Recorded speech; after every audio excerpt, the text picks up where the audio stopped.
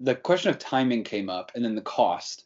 And Aaron, you mentioned innovative ways to deliver projects, to do this more quickly and maybe more efficiently. Um, One area, and we just published a blog you wrote about public-private partnerships in bridge building in Pennsylvania. I want to bring that concept up because when I look at the report, I don't see public-private partnerships mentioned very often.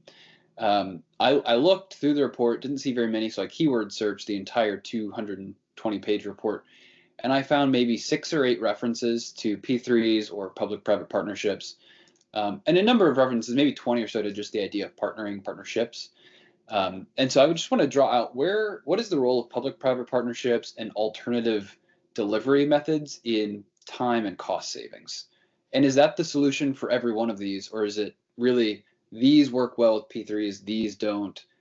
What's your take on that? Yeah, sure. So just a little context. The idea behind um, private-public partnership or P3 sometimes gets misunderstood that it's a private ownership of a public utility, and that's not necessarily the case. Usually, it's bringing in private partners, in some cases financiers, and contractors, the actual industry expertise, and in often cases both, to streamline projects and get the best out of private industry expertise and efficiency for the benefit of these public entities.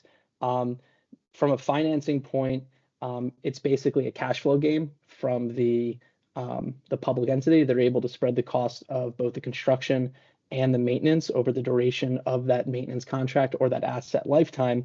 And what that means is that you're getting better financing through the private sector than you would with a public bond or public fundraising. And then at the same time, you now no longer need that giant upfront capital investment, and the public entity is able to spend the money on other pressing needs. The one example that you just mentioned that we have written about and posted was highlighting a project that Pennsylvania Department of Transportation underwent in 2014, 2015, wrapping up a couple years ago, where they replaced 558 bridges in under 5 years. In 2017 alone, they built 217 bridges. That's pretty incredible. Pennsylvania has, I think they're in the top 10 of bridges in the country, and we're in the top 4 or 5 of states with the most bridges needing repair. And what they were able to do was identify very similar bridges throughout the state, and kind of group them into repetitive designs, so that when they brought a private contractor on, and the project financier, they're able to identify these and work incredibly fast and get economies of scale. So that's a very specific use case of that. I think another great example of it is LaGuardia Airport in New York City. So that's a joint venture PPP between the Port Authority, who's the governing agency, and then private investors, whether it was the airlines or financing agents.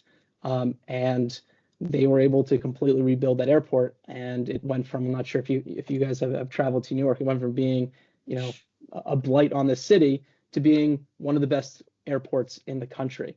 And I think, again, P3s have the advantage of getting the expertise from industry aligned and moving quickly, and also stretching the public dollar a lot farther. And I think as we look at this $3.7 trillion gap, we're going to need to look at opportunities for inventive financing, for stretching our dollar, and for making these jobs go quicker. I think it's underestimated how much of the cost of a construction job is because it goes for so long, and that can be for a litany of reasons. So if we're able to do things shorter, we save money and we get the same kind of product.